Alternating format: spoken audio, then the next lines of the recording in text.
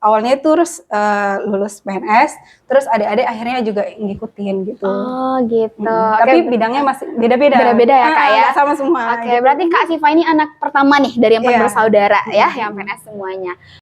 Wow, bisa gitu ya Kak. Keinginan dulu, kalau ibu bilangnya kesungguhan dulu gitu. Kok bisa Kak bersaudara gitu Memilih untuk PNS semuanya gitu.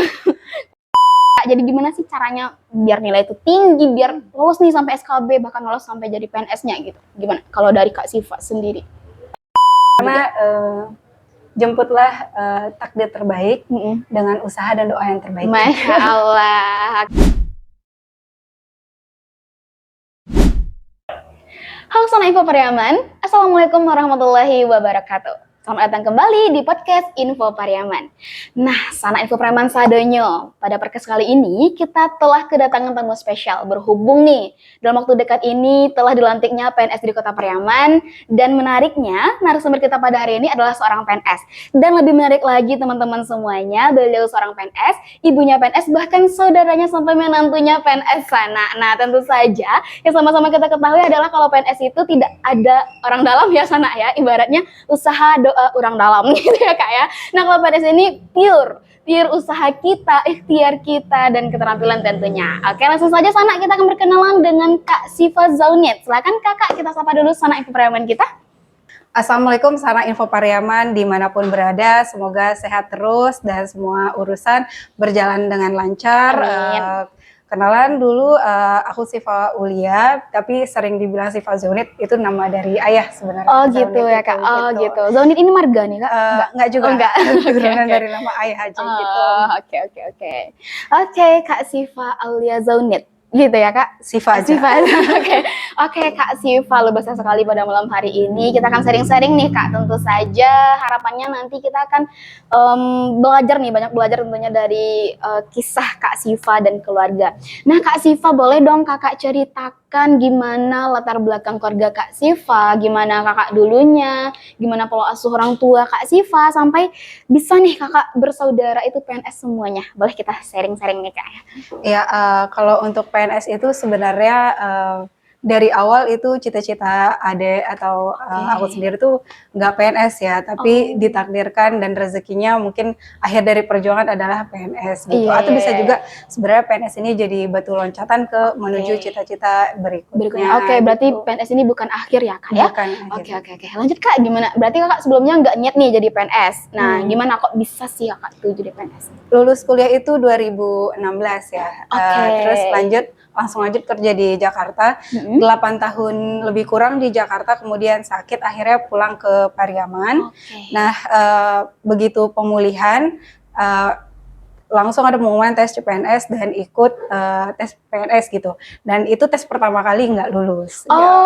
Kirain langsung lulus, berarti iya, ada dulu perjuangannya. Ya, karena pertama kali, terus ya nggak lulus karena nggak ada persiapan apa-apa, tapi tes kedua baru akhirnya persiapannya itu kayak kita mau, mungkin anak SMA mau masuk perguruan tinggi, itu kan mati-matian ya, kurang lebih seperti itu. Nah baru ujian kedua lulus gitu. Berarti Kakak ini setahun setelah ujian itu Kakak belajar PNS ya berarti ya Kak ya? Benar-benar belajar gitu. Terus kalau yang kedua ya, sebenarnya ini kalau di keluarga ya, pasti kita punya role model, yaitu ibu dan ayah sendiri gitu. Nah, kalau ibu dan ayah itu kan kebetulan kerja di pemerintahan juga gitu. Nah, tapi kalau PNS-nya itu ibu gitu. Nah, ibu itu memiliki kerja-kerja nyata untuk pembangunan Pariaman. Jadi semenjak itulah terinspirasi untuk jadi PNS gitu. Kalau misalnya kita lihat salah satu hasil karya ibu dengan timnya, itu kan ibu di Dinas Perikanan dan Kelautan ya, ada penangkaran penyu. Itu ya Kak ya? Pertama kali itu waktu SMA itu ke penangkaran penyu itu masih masih hutan dan masih satu gedung gitu. Nah jadi progresnya sampai menjadi kunjungan salah satu destinasi wisata di Kota Pariaman, ya itu karena bangga gitu kepada orang tua. Jadi akhirnya terinspirasi dari ibu juga gitu. Nah mungkin awalnya itu terus lulus PNS, terus adik-adik akhirnya juga ngikutin gitu. Oh gitu. Tapi bidangnya masih beda-beda. Beda-beda ya Kak ya? Nggak sama semua. Oke, berarti Kak Siva ini anak pertama nih dari 4 bersaudara ya, yang PNS semuanya. Oke, berarti walaupun bidangnya beda, berarti bisa dibilang adik-adik Kak Siva ini melihat dari kakak dan ibunya nih ya, terinspirasi. Seperti itu. Oke. Oh ya Kak Siva, berarti tadi kuliah. Kakak kalau tahu kakak tamatan dari mana nih Kak Siva? Kita berempat itu sekalian aja ya. Iya, juga. Kita berempat itu sebenarnya bidangnya beda-beda. Kebetulan aku anak pertama kan, karena lebih sering berinteraksi dengan ayah, jadi milihnya ke arah sosial dan akhirnya jurusan di ilmu politik Universitas Indonesia gitu. Terus ada aku yang kedua gitu, dia lebih ke MIPA, akhirnya di geografi dan itu di UI juga. Oke, wah. Terus anak ketiga baru sempat keterima di UNAN teknik sipil ya. Dia kalau yang anak ketiga ini jagonya matematika. Benar-benar digempurnya, digenjotnya, di pushnya itu di matematika. Bahkan nilai UN matematikanya 100 gitu. Wow. Insecure ini ya. Insecure ya. Nah, jadi yang ketiga ini memilih untuk teknik sipil awalnya di UNAN. Tapi karena ada diskusi dengan orang tua itu mereka bertiga aja, ibu, ayah, dan adik itu akhirnya memutuskan untuk pindah ke PNJ. Jadi di UNAN itu sempat 1 bulan aja melanjutkan di PNJ. Politeknik gitu. Negeri Jakarta ya Kak ya? Oke. Keempat baru keempat ini yang paling rajin sebenarnya di antara kita. Si bungsu ini ya Kak? Si bungsu yang paling rajin. Juara umum juga di SMA gitu. Terus akhirnya sempat ya milih kedokteran UNAN. Ternyata nggak rezekinya di kedokteran UNAN. Akhirnya ke IPB dengan jurusan gizi. Wah, gitu. Keren. 4 anak beda-beda bidangnya. Iya, beda-beda semua. Beda semua tapi keren-keren kuliahnya ya Kak ya. Orang tua support walaupun beda-beda asal itu masih baik, silahkan. Ini menarik nih. Dengan kakak bersaudara nih berempat ya dengan bidangnya yang beda, tapi bisa nih mencapai univ di luar Sumatera gitu ya Kak, di daerah Jawa, bahkan univ terkenal nih yang kita tahu. Gimana sih pola asuh dari orang tua Kak Siva? Kok bisa nih keempat anaknya ini ya lolos dari PNS dan juga lolos di kuliah yang mungkin kampus yang kita impikan mungkin ya Kak. Nah, silakan Kak. Gitu. Prosesnya itu kalau proses itu pasti banyak ya. Mungkin aku ambil beberapa yang menurut aku ini highlight, mungkin aku akan ajarkan juga ke anak aku gitu. Nah, kalau ibu itu mementingkan bangun jam 3 subuh itu tahajud gitu. Masya Allah. Dari kecil gitu. Cuman bedanya itu waktu kita SD, SMP, dan SMA itu beda gitu. Apa yang di kegiatan jam 3 pagi itu beda gitu. Tapi yang paling penting itu adalah cara ibu membangunkan kita. Ibu itu kalau bangunin anak-anaknya tahajud itu nggak teriak. Nggak teriak, Kak, nggak bangun gitu, enggak. Tapi ibu itu samperin satu-satu kamar anaknya gitu. Dan samperin itu pasti bawa air hangat, atau enggak susu hangat, atau enggak air madu hangat gitu. Jadi ibu itu kan punya rematik ya. Jadi kakinya tuh kalau pagi itu sering kaku ya. Kita anaknya orang tuanya jam 3 bangun, udah usaha bawa susu. Ya kita minum dong gitu. Nah, kita minum. Seteguk dua teguk akhirnya mata nyala gitu. Nah, bedanya dengan ada yang SD, SMP, SMA itu, jadi kita punya usaha toko kue gitu kan. Nah, jadi proses jual beli itu sebenarnya jam 4 subuh udah mulai gitu. Wow, sebelum ayam berkokok ya udah dimulai. Nah, ada aku yang SD, SMP itu lebih disuruh untuk membantu usaha gitu. Nah, kenapa seperti itu? Karena untuk melatih tanggung jawab dan manajemen waktunya gitu. Jadi latihannya itu adalah latihan kehidupan gitu. Nah, beda sama yang udah SMA itu nggak boleh lagi bantu usaha. Pure akademis gitu. Dia jam 3 pagi tahajud, tilawah, belajar sampai subuh, sampai berangkat sekolah itu harus lebih dulu jam 6 gitu. Jam 6 itu udah di sekolah sambil baca buku yang akan dipelajari. Jadi mungkin kalau ini guru SD atau SMP yang nonton ya, kayaknya nggak rajin-rajin banget deh belajarnya gitu. Tapi kalau guru SMA yang nonton, insya Allah ibu itu relate ya Kak ya? Melihat gitu memang progresnya aku dari semester 1 sampai semester 6 ya, kita kelas 3 itu memang jauh gitu progresnya. Apalagi aku kan lulus UI-nya itu undangan ya. Jadi SNMPTN-nya nilai raport yang terus naik gitu. Oke, berarti konsepnya kalau di masa-masa SD sampai SMP nggak apa-apa nih kita bereksperimen, bermain, nggak apa-apa gitu ya Kak ya. Tapi kalau SMA fokus untuk perguruan tinggi. Iya. Wah, ini bisa jadi tips nih untuk para orang tua, para guru juga, dan yang masih sekolah mungkin, ini berarti kita nggak membatasi masa main kita, tapi masa main udah habis nih di waktu SD, SMP. Habiskan, puaskan dulu. Iya, itu sebenarnya. Baru di SMA kita fokus belajar gitu ya. Jadi gini, kalau waktu ini berbagi aja ya. Iya, kita berbagi. Ini salut juga nih sama Anya ini ya kan, di usia muda bahkan masih kuliah ya. Masih kuliah udah jadi jurnalis. Masya Allah. Semoga jadi Najwa Shihab-nya. Amin ya Allah, Najwa dari Pariaman ya. Ya kan? Makasih ya Mbak Najwa ya. Oke, lanjut. Terus kan berarti ya. Abis itu ini, waktu SMA Ibu itu banyak banget kata-kata mutiara dari Ibu ya kan. Kalau kita pikir memang benar gitu. SMA itu adalah masa paling menentukan. Karena kalau kita di SMA main-main, salah milih jurusan, akhirnya salah juga milih pekerjaan, salah juga masa depan cita-cita kita gitu. Jadi makanya SMA itu adalah momen paling penting dalam step kehidupan gitu. Jadi kalau bisa masa SMA itu benar-benar fokus belajar. Nah, aku masa SMA itu nulis 100 cita-cita atau impian aku, baik itu tentang dunia ataupun akhirat gitu. Misalnya kayak waktu kelas 1 SMA itu aku nulis naik kelas, naik peringkat, masuk Universitas Indonesia gitu. Jadi buat adik-adik SMA mungkin coba deh bikin 100 impian, nanti kita turunkan lagi step by stepnya seperti apa. Jadi ketika SMA itulah momen paling penting. Terus satu hal lagi itu Ibu bilang waktu SMA itu karena Ibu itu pengen anaknya semua di negeri ya, usahanya itu biar pekerjaannya juga nanti lebih bagus gitu menurut versinya Ibu gitu ya kan. Terus Ibu tuh sampaikan kalau masa SMA itu kamu kebanyakan tidur, kebanyakan istirahat, bayangkan ribuan pesaing gitu lagi belajar, kamu posisinya di mana? Kurang lebih seperti itu. Jadi kurang lebih seperti itulah pola asuh orang tua. Keren sih Kak ya.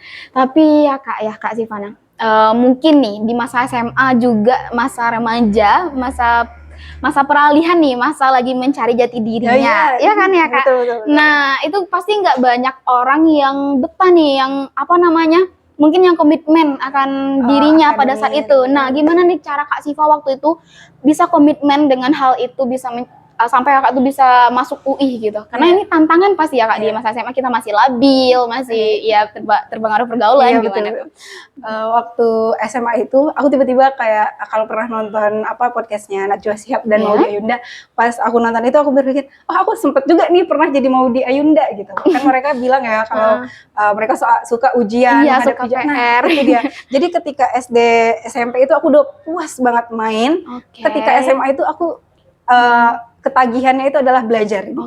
Jadi soal waktu SMA aja itu aku pas 1 SMA udah belajar bahas soal untuk masuk perguruan tinggi. Padahal baru masuk kelas 1. Baru kelas 1 SMA gitu. Bahkan jurusan apapun juga masih belum tahu gitu. Jadi waktu SD SMP itu coba habiskan untuk bermain gitu. Dan orang tua aku biarkan, mau sepeda, ayo sepeda silakan. Itu SD SMP ya, tapi kalau SMA sepeda pun udah digembok gitu. Tapi yang maksudnya olahraga ya tetap juga ya, jaga kesehatan. Cuman ya maksudnya yang main itu kurangi cuman ternyata tanpa didorong pun aku juga udah sukanya seperti itu gitu. Aku kan SMA sebenarnya di Depok ya. Jadi aku SD, SMP di sini. Terus tapi SMA-nya di Depok gitu. Nah, itu kebetulan kosan aku tuh deket dari Gramedia. Jadi aku sukanya ke toko buku. Kalau ke sini mungkin bisa ke perpus gitu. Jam istirahat di sekolah pun kan istirahat aku full day ya sekolahnya dari pagi sampai jam 5. Istirahatnya itu ada sejam. Jadi kebanyakan itu di perpus. Wow. Bisa gitu ya Kak ya. Tapi berarti itu masa mainnya udah puas banget ya. Betul. Makanya di SMA itu kita udah bosan nih main, udah nggak membutuhkan mungkin ya need-nya manusia ya. Jadi bisa memenuhi need yang lain gitu. Nah, gimana kalau caranya nih, ada nih dari Sana Info Pariaman nih Kak Siva yang sekarang itu udah di bangku SMA, tapi ya gitu, tapi masa mainnya itu masih ingin gitu. Mungkin gini ya. SD SMP belum terpenuhi gitu ya masa SMA. Ya mungkin coba dulu berimbang gitu antara main dan juga belajar, list penuhi dulu. Tapi pelan-pelan ya, kalau misalnya kita ketemu titik terangnya, aku rasa akan ada waktunya kita akan ketagihan untuk belajar. Tapi coba dulu perlahan gitu. Coba perlahan siapkan waktu untuk belajar gitu. Untuk belajar, fokus belajar. Bahkan ya waktu SMA kan aku ngekos ya. Beda banget waktu di rumah. Waktu di rumah kan mungkin ada fasilitas orang tua, jadi kayak meja belajar tuh besar, rak bukunya besar gitu. Bahkan waktu SMA itu meja belajar itu kecil gitu. Tapi dengan sekecil itulah impian menjadi besar gitu. Jadi ada keinginan dulu. Kalau ibu bilangnya kesungguhan dulu gitu. Jadi to-do list dulu, mau cita-citanya mau seperti apa, terus baru coba pelan-pelan belajar. Nanti lama-lama akan ketagihan kok. Gitu. Nah, ini menarik nih tentang dream book Kak Syifa tadi ya. Ada 100 impian yang telah Kakak catat dari SMA. Itu sampai sekarang masih bertambah kah Kak? Itu masih bertambah ya? Karena waktu SMA nggak penuh 100. Gitu. Nah, dari itu hal apa yang paling gong yang rasanya pasti kita manusia kecapai nggak ya gitu ya Kak ya. Tapi ternyata tercapai nih sama Kak Syifa. Apa sih impian yang Kak tulis di dream book itu? Aku itu pertama itu ya Universitas Indonesia sih. Universitas. Waktu sebenarnya aku agak sedikit sedih ya waktu pengumuman UN SMA itu aku menargetkan lulus UN itu dengan nilai matematika 100 gitu. Tapi ternyata dapatnya 975. Jadi ada salah satu soal sampai sekarang masih keingat. Kalanya mungkin 80 udah bersyukur ya Kak. Itu masih keingat gitu, gatonya tuh masih ingat gitu. Salahnya itu masih keingat gitu. Tapi yang paling disyukuri itu adalah kesempatan belajar di Universitas Indonesia. Menurut aku itu aku nggak nyangka banget sampai seminggu sebulan itu masih nangis ya kan. Ya mungkin karena aku merasa aku kurang pintar, hanya sedikit rajin, jadi dapat Universitas Indonesia itu menurut aku adalah pencapaian yang luar biasa berarti ya. Rezeki yang luar biasa ya, kesempatan belajar, ketemu teman-teman yang luar biasa, dosen yang luar biasa juga gitu. Terus yang kedua itu mungkin waktu itu aku nggak menuliskan PNS ya, tapi pekerjaan yang mapan yang membuat ibu dan ayah aku itu berhenti untuk transfer gitu, transfer uang. Aku ada cita-citanya itu ayah nggak transfer aku uang lagi gitu. Nah itu terkabulkan ketika aku lulus PNS, ibu dan ayah nggak pernah transfer aku uang lagi karena merasa anaknya udah mandiri. Dan aku juga senang ya karena aku sudah dipercaya dan udah besar gitu. Jadi sebagai kakak dari adik-adik juga udah merasa ya mungkin itu bukan akhir ya Kak, tapi setidaknya apa ya, impian tadi itu udah terpenuhi gitu, salah satunya gitu. Nah, ini menarik juga nih Kak Syifa tentang PNS. Kan dari mungkin tiap anak itu beda-beda ya Kak ya. Nah mungkin ada juga nih yang nggak mau PNS, mau juga buka usaha sendiri. Tapi tapi kok bisa Kak bersaudara gitu memilih untuk PNS semuanya gitu. Kok bisa? Sebenarnya gini, kita sering banget kok PNS gitu ya kan. Sebenarnya PNS itu luas loh gitu ya kan. Ada bidang skill masing-masing gitu yang bisa kita kembangkan. Kebetulan ya itu tadi kan aku berempat beda-beda ya. Iya, beda bidangnya, beda jurusan gitu. juga. Jadi waktu aku PNS, aku ceritakan ke adik-adik aku gitu, mau stepnya seperti apa. Aku kebetulan alhamdulillah ya punya saudara itu kompak luar biasa gitu. Ini aku berterima kasih juga nih sama adik aku yang waktu itu, dia sekarang lulus di Kementerian Kesehatan baru 2025 kemarin. Baru dilantik berarti ya Kak? Baru dilantik. Aku berterima kasihnya gini, waktu aku ikut tes CPNS di KPU ini, itu kan SKB ya, menghafal undang-undang serta undang-undang pemilu gitu, itu tebalnya luar biasa. Nah, ada aku yang SMA ini bentuk supportnya itu nggak hanya, ayo Kak semangat, enggak, tapi keluarga kami itu kalau support tuh tindakan gitu. Jadi dia ringkas sendiri undang-undang pemilu. Padahal dia masih SMA loh. Dia mainkan kosakata dia sendiri gitu, biar aku gampang ingat dan aku tertolong dengan itu gitu. Kompak banget ya kayak saling mengisi gitu ya. Masya Allah. Jadi itulah yang membuat kita saling sharing gitu. Jadi adik-adik aku juga akhirnya aku sharing kalau menurut aku ya nggak apa-apa dulu PNS, mana yang lebih dulu gitu. Bahkan ada aku yang terakhir ini kan pengen S2 LPDP gitu. Aku bilang mana yang lebih dulu, kalau PNS ada peluang, kenapa nggak PNS dulu? Karena teman-teman aku juga banyak ya, aku ya belum gitu. Ternyata masih banyak cita-cita yang belum tercapai. Teman aku yang udah PNS itu udah LPDP ke Australia gitu. Jadi kalau kita PNS nggak menutupi kemungkinan kalau ingin berkembang. Oke. Berarti mungkin meluruskan persepsi, berarti PNS ini bukan akhir dari segalanya berarti ya kayak ya karena masih banyak peluang nih, walaupun kita jadi PNS masih banyak hal yang bisa kita capai gitu ya. Sebagai batu loncatan juga berarti ya Kak Siva ya. Oke, nah Kak Siva ini terkait Anya pribadi ya Kak. Kan ini masih kuliah ya, mungkin banyak juga nih sana info Pariaman yang masih kuliah juga di luar sana. Nah, mungkin setelah ini bakal berubah mindsetnya mungkin, atau bakal ada sudut pandang baru, nggak tahu. Tapi nih menurut Kak Siva, apa sih pesan kakak untuk anak-anak yang sebesarannya, yang masih kuliah, masih SMA gitu, untuk masa depan ini? Mungkin kalau hanya pribadi nih Kak, PNS apa yang lain ya, masih 50-50 nih. Nah, menurut Kak Siva gimana sih hal itu? Masih belum tergambarkan sebenarnya. Cuman kalau ibaratnya kalau mau posisi aman, mungkin bisa kali ya Kak. Atau gimana sih menurut Kak Siva tentang hal-hal ini gitu? Kalau menurut aku ya, sekarang masih lagi kuliah ya. Iya. Nah, waktu aku kuliah itu dari semester 6 itu aku udah list sebenarnya. Kira-kira aku mau kerja di mana gitu. Wah, dari semester 6 kuliah. Iya, karena kalau kita ya Masya Allah ya, seperti Anya kan udah memiliki karir nih. Masya Allah. Tinggal melanjutkan, tinggal memilih mau seperti apa gitu. Mau PNS pun masih bisa loh mengembangkan jurnalisnya gitu. Iya, mau mungkin di BUMN pun gitu. Tadi sempat di belakang katanya Uni Anya mau BUMN, apa gitu. Harus diperjuangkan gitu. Harus diperjuangkan karena kan masuk BUMN ataupun pekerjaan lainnya sekarang nggak mudah. Saingan kita semakin ketat gitu. Jadi persiapkan kira-kira kita seperti apa masa depannya. Jangan menunggu lulus baru berpikir nih kita mau kerja di mana gitu. Harus produktif seperti Uni Anya gitu ya kan? Harus dari sekarang, harus masa kuliah inilah harus membangun relasi, meningkatkan hobinya di bidang apa ya harus dicari, harus digali gitu. Aku pun juga sama, waktu lulus kuliah aku pun sukanya nulis sebenarnya kan. Jadi waktu lulus itu aku langsung diminta oleh senior di perusahaannya nulis. Nah, nulisnya itu di bidang politik gitu. Nah, dari situ kontrak, aku masih kontrak di situ kan. Ada lagi nanti tiba-tiba ada lagi tawaran. Jadi kalau bisa membangun relasi, membangun hobi yang baik, menggali skill itu memang dari kuliah. Dan ketika kuliah itu udah pikirkan mau habis kuliah ngapain. Nah, jangan sampai setelah wisuda baru mikir mau ngapain gitu. Iya. Benar ya Kak ya. Tapi mungkin ini menyadarkan kita semua nih, bukan berarti mungkin ijazah kita belum keluar kita nggak berpikir, bukan seperti itu ya Kak ya. Kita udah boleh kok berpikir mau kemana ke depannya gitu. Karena dengan itu kita bisa menentukan langkah-langkah juga ya. Kak Siva ya.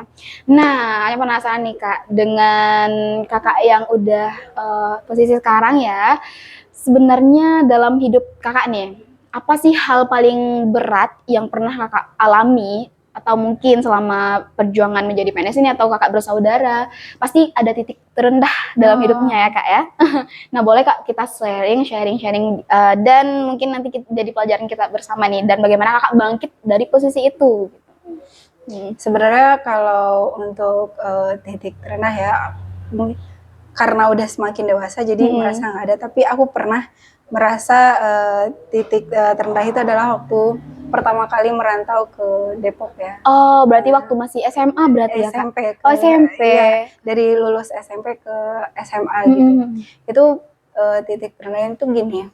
Pertama kali aku merantau, terus jauh dari orang tua, itu nilai aku tuh drop banget gitu. Aku pun nggak menyangka. Ternyata aku sebodoh ini gitu. Kak.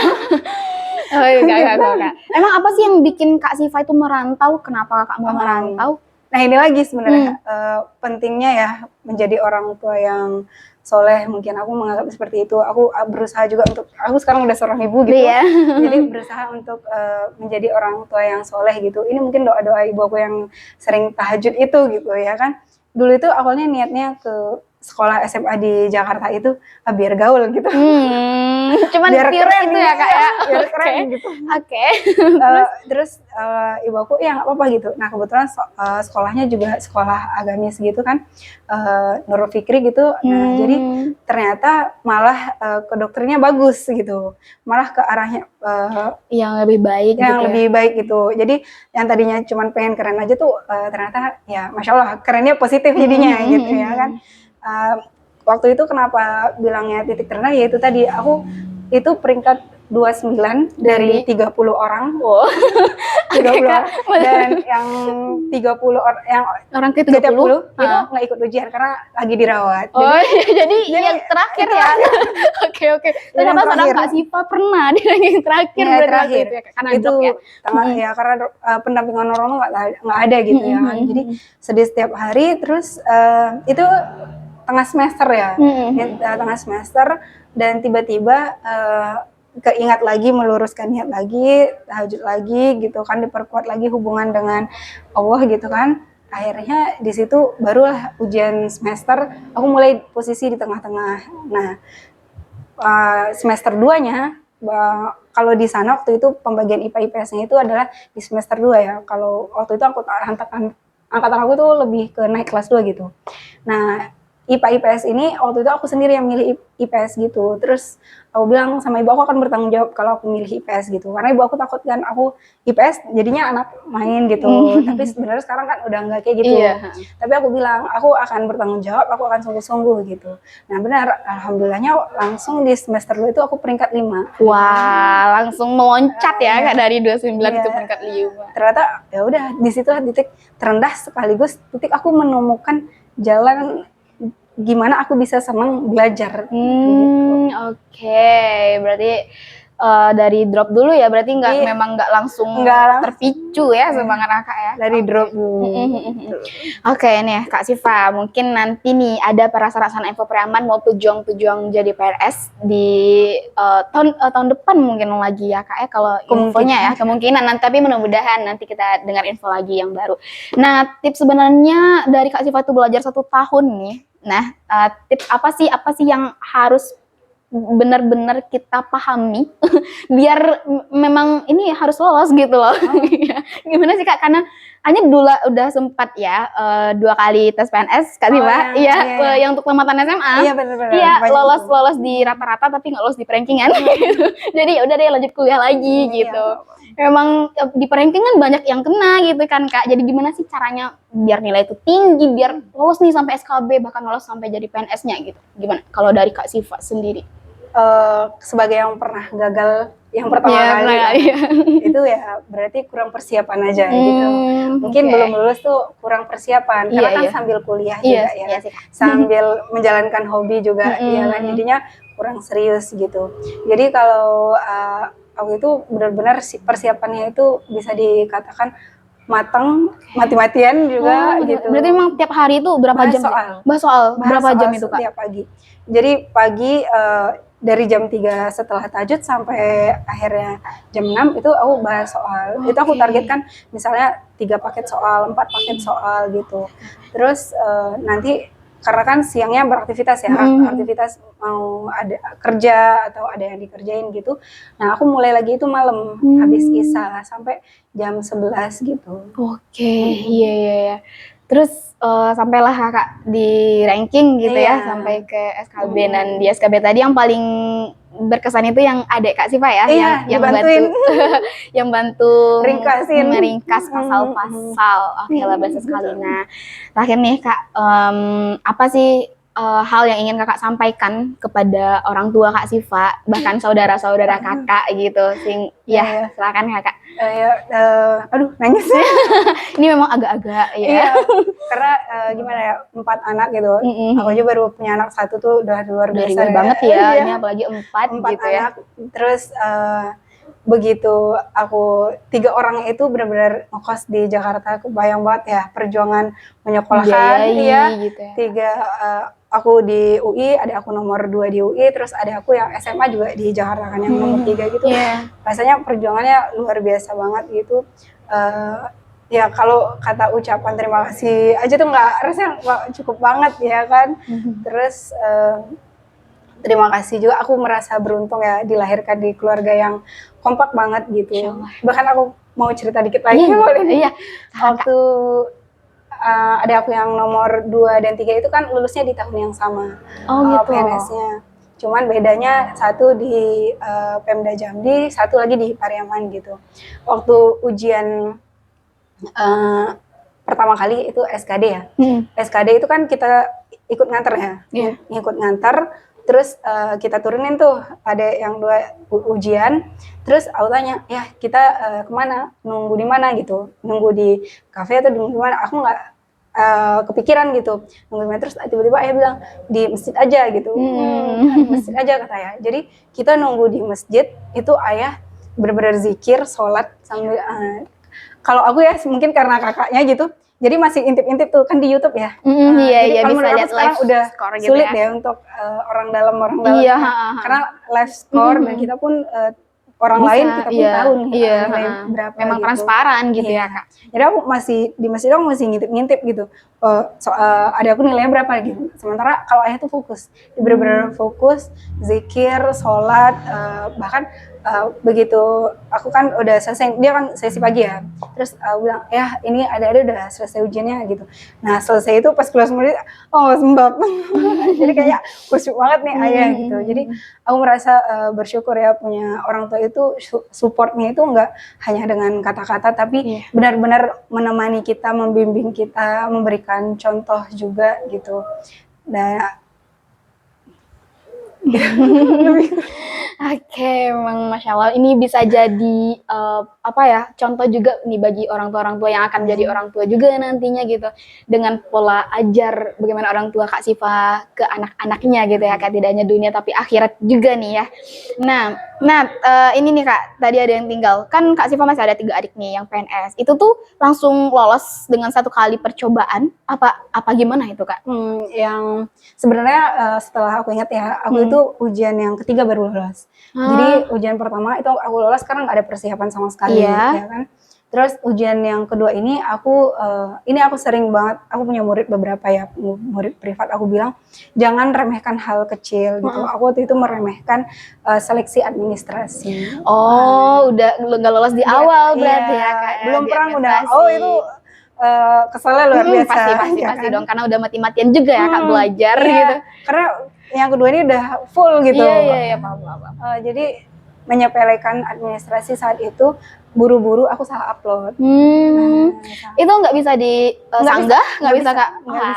Berarti 1 tahun lagi berarti nunggu. Kebetulan waktu itu mepet-mepet ya, maksudnya seleksinya deket-deket gitu. Jadi nggak nunggu 1 tahun. Nggak sampai 1 tahun ya Kak. Udah buka lagi, aku daftar baru yang ketiga yang lolos gitu. Setelah berair mata ya kan. D5 ya itu ya. Dilema buah dong. Terus kalau yang ada Kakak gimana yang nih? 2 lagi itu, bahkan ya yang ketiga ini aku nggak nyangka lulus juga, karena aku udah merasa udahlah gitu. Tapi tiba-tiba di jam 12 gitu, teman dekat aku namanya Ega sama Mimi ya, mereka yang ngabarin duluan gitu. Mereka yang nelfonin, ayo lihat pengumuman ya, udah di screenshot duluan gitu.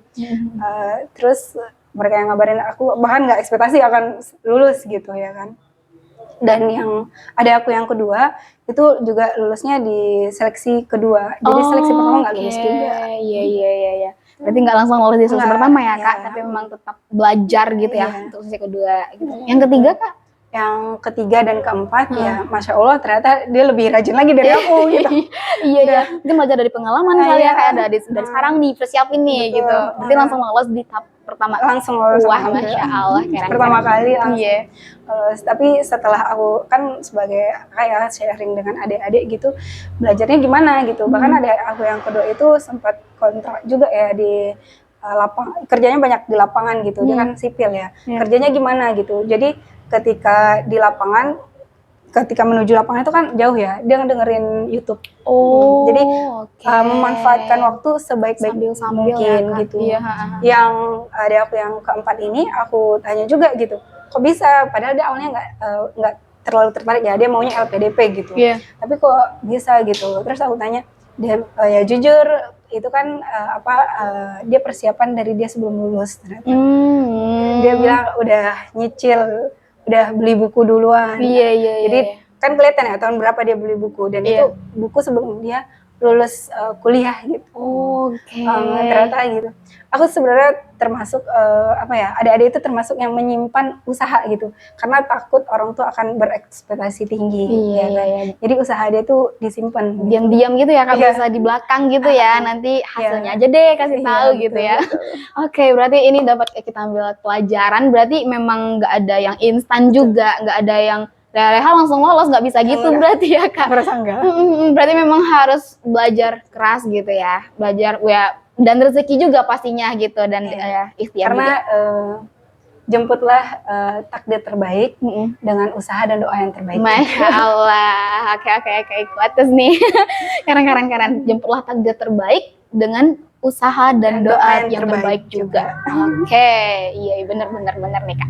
Oke, Kak Syifa, luar biasa sekali sharing kita pada hari ini. Terakhir, Kak, boleh silahkan Kakak menyampaikan pesan kepada Sana Info Pariaman Sadonyo, ataupun kepada orang tua Kakak, ataupun ke saudara Kakak yang nantinya pasti akan melihat podcast ini. Ya, silahkan Kak Syifa untuk menutup sesi kita pada hari ini. Sebelumnya ini aku mengucapkan terima kasih banyak dulu kesempatan yang telah diberikan. Terima kasih juga Kak tim Info Pariaman juga gitu. Terus pada kesempatan ini aku ngasih tahu ya buat anak-anak muda gitu. Coba list cita-cita sebelum waktunya tiba gitu. Jangan mepet-mepet. Misalnya kayak mau begitu lulus SMA baru mikir jurusan apa. Kalau bisa dari kelas 1 SMA gitu. Jadi mundur beberapa langkah untuk melihat ke arah depannya. Terus ketika kuliah mau di bidang kerja apa, udah di list duluan. Kalau tadi Uni-nya mau BUMN gitu kan, seleksinya ketat tuh. Nah, mulailah dari sekarang persiapan mau seperti apa, atau mau di bidang lainnya bangun relasi seperti apa juga sama. Jadi jangan bermimpi itu jangan deket-deket, tapi dari jauh-jauh, karena nama kita bermimpi ke langit ya kan. Jadi step by step. Kalau langsung terbang, ya itu faktor keberuntungan mungkin. Jarang ya Kak ya. Oke, baik. Ini nanti nih harus dicatat, harus diplesetkan dulu ya, harus dibayangkan lah gitu ya Kak ya. Oke. Ada lagi Kak? Udah, gitu aja. Oke. Tapi ini mungkin untuk penyemangat ya anak-anak muda di Kota Pariaman atau sahabat Info Pariaman.